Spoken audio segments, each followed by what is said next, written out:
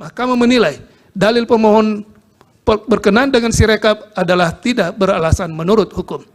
Menimbang bahwa berdasarkan seluruh uraian pertimbangan hukum di atas, Mahkamah berpendapat permohonan pemohon tidak beralasan menurut hukum untuk seluruhnya. Menimbang bahwa terhadap dalil-dalil lain serta hal-hal lain tidak dipertimbangkan lebih lanjut karena dinilai tidak ada relevansinya. Oleh karena itu, jika masih terdapat fakta hukum dalam persidangan, baik yang didalilkan atau tidak didalilkan oleh pemohon, belum dinilai dan dipertimbangkan, Mahkamah meyakini hal tersebut tidak dapat membuktikan adanya relevansi dan signifikansi perolehan suara atau hasil yang merupakan prinsip dasar dalam pengungkapan perselisihan hasil tentang pemilihan umum sebagaimana diamanatkan dalam pasal 24C ayat 1 Undang-Undang Dasar 1945. Dengan demikian, putusan yang dijatuhkan Mahkamah Ako adalah putusan yang dipandang telah tepat berdasarkan bukti-bukti dan fakta hukum dalam persidangan dan telah memenuhi prinsip-prinsip hukum dan keadilan sebagaimana dimaksud dalam pasal 24 ayat 1 Undang-Undang Dasar 1945.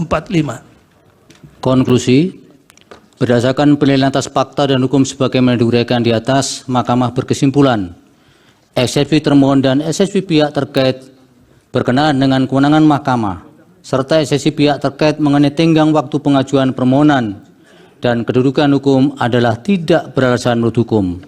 Mahkamah berwenang mengadili permohonan aku. Permohonan diajukan masih dalam tenggang waktu yang ditentukan oleh peraturan perundang-undangan. Pemohon memiliki kedudukan hukum untuk mengajukan permohonan aku. Eksepsi termohon berkenaan dengan pokok permohonan adalah tidak beralasan menurut hukum. Permohonan pemohon tidak beralasan hukum untuk seluruhnya.